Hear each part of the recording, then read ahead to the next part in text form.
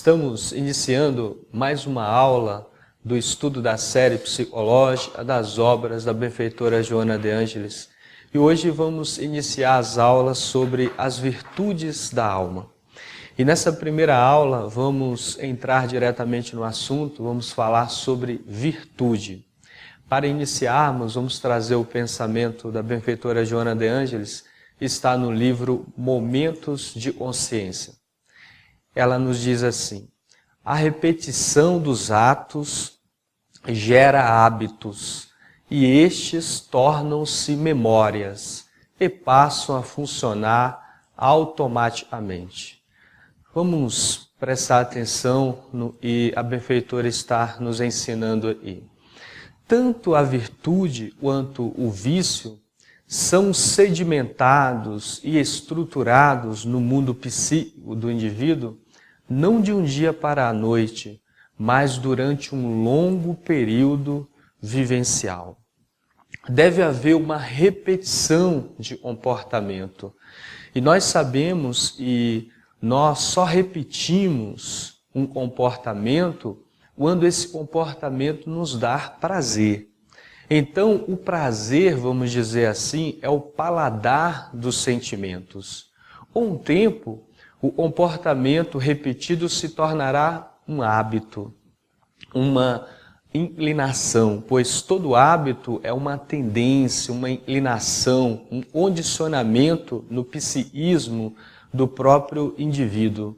E isso vai se tornar uma memória acesa na sua própria alma e vai funcionar automaticamente esse comportamento, tornando assim uma tendência daquele indivíduo. Então, a importância de nós prestarmos atenção em nossos comportamentos, né? Por que estamos repetindo tal comportamento? Será que já se tornou um hábito na nossa vida? Vamos prosseguir para que a gente possa entender a questão das virtudes e esse condicionamento, são essas tendências na alma humana, assim também como os vícios. Vamos trazer agora uma questão, está no Livro dos Espíritos, a questão 894. Kardec, como sempre, uma pergunta muito inteligente, então ele pergunta aos guias da humanidade. Há pessoas que fazem o bem por impulso espontâneo, sem que tenham de lutar por nenhum sentimento contrário. Tem elas o mesmo mérito daquelas que têm de lutar contra a sua própria natureza e conseguem superá-la? E os guias da humanidade responderam: os que não têm de lutar é porque já realizaram o progresso, lutaram anteriormente e venceram. É por isso que os bons sentimentos não lhes custam nenhum esforço e suas ações lhe parecem tão fáceis. O bem tornou-se para eles um hábito. Aí é de grande importância entendermos a questão das virtudes. Muitas vezes nós desejamos, queremos mudar um comportamento, um hábito, ou seja, desenvolver uma qualidade, uma virtude da noite para o dia, mas não é assim que as coisas acontecem. Para que possamos conquistar, por exemplo, a paciência, é necessário muito exercício, muita vivência da tolerância, pois a tolerância é um comportamento, então nós vamos ali sendo tolerantes, vamos suportando algumas situações. Lógico, quando falamos suportar dentro da visão espírita, é passar pela prova aprendendo e não segurando o impulso simplesmente e criando mágoa, ressentimento. Aí não é trabalhar a tolerância. A tolerância nós vamos aprendendo com as situações. Quando nós vamos tolerando as provas da vida, com o tempo nós vamos atingir a virtude que chamamos de paciência. Então, muitos espíritos já conquistaram muitas e muitas virtudes. Por isso que nós olhamos, né, são raros esses espíritos no mundo de provas e expiações, mas quando eles reencarnam nestes mundos onde nós estamos estagiando, nós admiramos pelo comportamento desse espírito. E aí nós chamamos até de santos, né? Ah, a pessoa é santa, a pessoa está superior à humanidade. Lógico, e ela conquistou aquilo também passando pelas provas, porque Deus é justo. Nos cria igualmente, nos dá as mesmas oportunidades de crescimento. Mas cabe a nós trabalharmos isso dentro do nosso íntimo, através das provas da vida. Vamos prosseguir agora trazendo mais uma questão, uma parte da resposta à pergunta 893. Então, os guias da humanidade nos dizem assim: toda virtude tem seu mérito próprio, porque todas indicam progresso no caminho do bem. Existe virtude sempre e há resistência voluntária ao arrastamento das más inclinações. A sublimidade da virtude, porém, está no sacrifício do interesse pessoal pelo bem do próximo, sem pensamento oculto. A mais meritória e assenta na mais desinteressada caridade. Vamos prestar atenção nessa explicação desses nobres irmãos.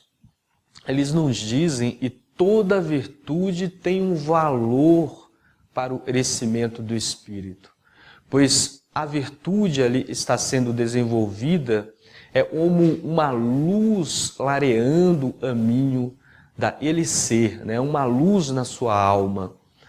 Mas quando é que nós identificamos uma virtude em nós? A virtude, ela não se mostra, né? Então nós precisamos percebê-la, ter olhos de ver. Toda vez que um pensamento, um desejo, um impulso para fazermos algo e a nossa própria consciência reprova, quando acontece isso na nossa alma e nós lutamos contra isso, não damos vazão, mesmo tendo a oportunidade de fazer, isso demonstra uma virtude na alma. Pois quando o espírito está em luta contra os desejos da matéria, da carne, isso demonstra para o espírito e ele tem uma virtude muito nobre, está trabalhando ali a questão da abnegação, do devotamento.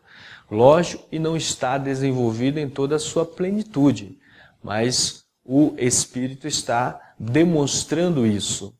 Então, toda virtude tem o seu mérito, como eles nos ensinam, mas a virtude mais meritória, se assim podemos nos expressar, é quando o ego, ou seja, a pessoa, ele não atende os seus interesses pessoais e começa a atender os interesses coletivos. Isso em qualquer fase e qualquer prova da vida, seja dentro da família, muitas vezes nós abrimos mão dos nossos interesses pessoais para atender o interesse do coletivo, não de uma ou duas pessoas, mas dos membros da família. Isso quando nós estamos na nossa vida social, dentro das empresas, ocupando cargos públicos, quando o indivíduo tem esse papel de segurar os seus desejos, de não atender aos seus interesses particularistas e começa a olhar mais para o coletivo, aí está uma virtude nobre, uma virtude que nós chamamos de solidariedade, de fraternidade. Em outras palavras, é o amor em ação. Vamos prosseguir agora trazendo o pensamento da benfeitora Joana de Ângeles no livro Lições para a Felicidade. Então ela nos diz: as virtudes são a presença do amor e da sabedoria de Deus pulsando nas artérias da alma até exteriorizarem-se em forma de ações dignificantes e sacrificiais. Então, a benfeitora nos traz esse ensinamento, até poético, né? mas é um ensinamento verdadeiro, um ensinamento que nós precisamos acreditar, pois as virtudes, quando começa a aparecer, vamos dizer assim, no espírito humano, é a presença do amor, da sabedoria de Deus, pulsando na própria alma. Pois quando nós começamos a vivenciar a vontade de Deus, nós sabemos que a vontade do Pai é sempre o coletivo. A vontade de Deus é sempre a solidariedade. A vontade de Deus é sempre, como nos diz João o Evangelista, é o amor, a caridade. Então, quando nós começamos a vivenciar isso, sem nenhum desejo oculto, ou seja, sem querer ser reconhecido, sem procurar adorar a autoimagem, aí sim Deus está se manifestando através dos filhos, que somos todos nós. Vamos prosseguir com a benfeitora, trazendo agora um pensamento que está no Evangelho segundo o Espiritismo, onde o Espírito François irá nos dizer sobre as virtudes. Ele nos diz assim: aquele que faz alarde de sua virtude não é virtuoso, pois lhe falta a principal qualidade, a modéstia, e sobra-lhe o vício mais oposto, o orgulho.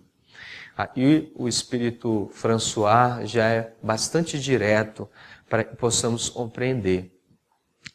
Quando nós estamos desenvolvendo uma virtude e essa virtude vai transparecendo na nossa alma, as outras pessoas, aquelas pessoas que convivem conosco, vão perceber. Quando o indivíduo começa a falar da própria virtude, aquela virtude não está desenvolvida dentro dele, né? Isso é um sinal do orgulho, e a virtude ela não se mostra assim. O homem virtuoso não fala das suas qualidades para impressionar os outros. Quando nós percebermos isso na nossa personalidade, nós estivermos falando e somos isso e somos aquilo, devemos olhar atenção, pois por trás dessa informação estará ali o orgulho e a questão de valorizar, autovalorizar, exacerbar a autoimagem. Então, tomar cuidado com a dessa questão do orgulho, e é muito forte, é uma tendência muito forte em todos nós espíritos que estamos transitando, estamos experienciando ainda nesse grau de evolução. Vamos prosseguir, François vai nos trazer outro pensamento mais direto ainda. Ele nos diz assim, no Evangelho segundo o Espiritismo: o homem se exalta a si mesmo e eleva estátuas à sua própria virtude, em princípio aniquila por essa única razão todos os méritos que efetivamente podia ter. Aqui é muito importante, pois quando nós estamos trabalhando as virtudes na nossa alma, estamos ali dedicando para que essas virtudes floresçam, cresçam, dê frutos na nossa personalidade, quando nós começamos a falar disso, nós perdemos o mérito da construção. Porque aí nós estamos alimentando uma outra tendência, uma tendência muito viciosa, a tendência de querer sobrepor as demais pessoas. Então é uma tendência muito forte, nós sempre comparamos o nosso comportamento, os nossos sentimentos com o outro, e aí nós queremos ser superior ao outro. Isso é um vício pernicioso na alma humana, porque a única comparação que nós devemos fazer é conosco mesmo, é nos superar, é procurar a cada dia ser melhor do que foi o ontem, o hoje sempre melhor do que foi o ontem, o amanhã melhor do que foi o hoje. Então é esse processo de autossuperação. Quando nós fazemos o contrário, procuramos comparar com os demais irmãos, aí tem um vício pernicioso, um vício do orgulho. da vaidade, do ciúme e todos esses vermes vorazes estão presentes ainda na nossa personalidade. Vamos agora prosseguir trazendo o pensamento da benfeitora Joana de Ângeles no livro Lições para a Felicidade. Ela irá nos dizer assim: Jesus, o exemplo das virtudes por excelência, sublimando a aridade do amor e do perdão para com todos, aguardava pacientemente o momento extremo do sacrifício, para confirmar e somente na renúncia e no devotamento até a doação da própria existência terrena e a felicidade se faz possível. E a benfeitora nos traz o exemplo grandioso, o exemplo nobre do Cristo. Pois como nós sabemos e os Espíritos nos ensinam, Jesus já está na categoria de Espírito puro. Ele já é um Espírito em total integração com Deus. E esse Espírito tão nobre desceu novamente no mundo de provas e expiações para dar o exemplo de como devemos proceder, de como devemos agir.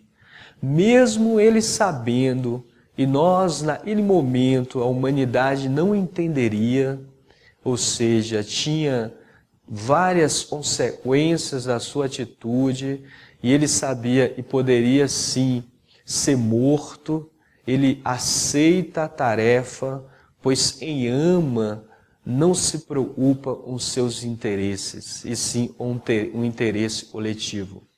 E Jesus é o amor em plenitude. E ele nos ensinou essa renúncia. Muitas vezes nós vamos sofrer também dentro do lar.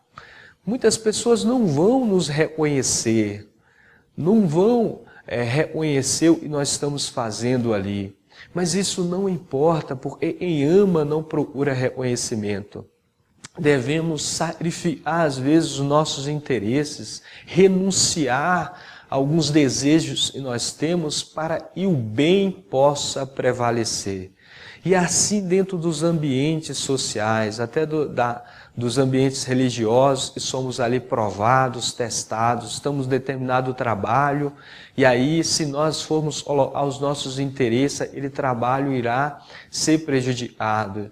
E às vezes a gente tem que renunciar muita coisa para que o coletivo não seja afetado.